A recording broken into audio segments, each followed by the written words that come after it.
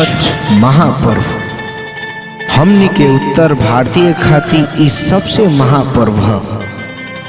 एही में एगो औरत छठी माई से गंगा किनारे जाके गुहार कर रहल बड़ी। कौना भाव में कर रहल बड़ी ये भैया?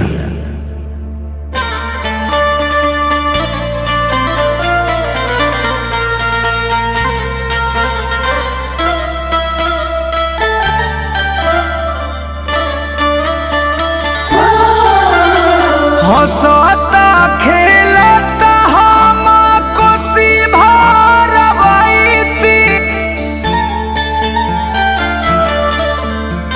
जय जय छठी माँ। हंसता खेलता हम कोसी भरबैती। बाजा बजबैती गोदी में बालक जे खेलैती। छठी माई घाटे हम अर्घ देवे आईती। ए छठी माई घाटे हम अर्घ देवे आईती।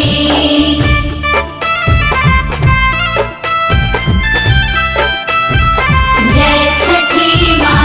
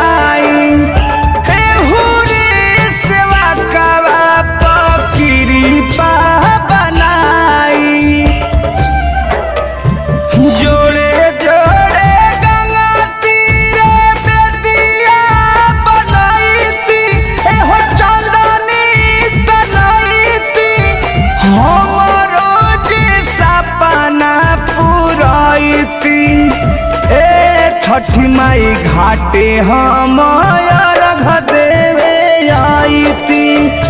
ए छठी माई घाटे हम अर्घ देवे आईती।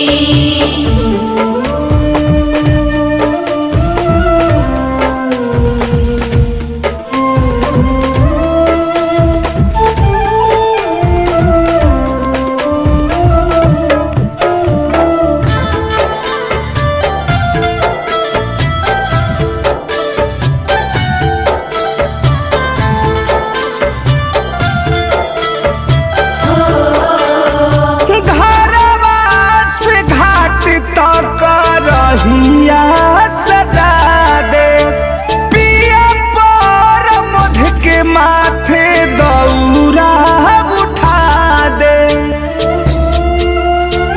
जय छठी माँ। घरवा से घाट तक रहिया सजा दे पिया नजित के माथे दौरा उठा दे। छोटन मनीष के कान्हे मुखिया रखबैती और पियारी पेन्हबैती। जगमग दिया न डरैती। छठी माई घाटे हम अर्घ देवे आईती।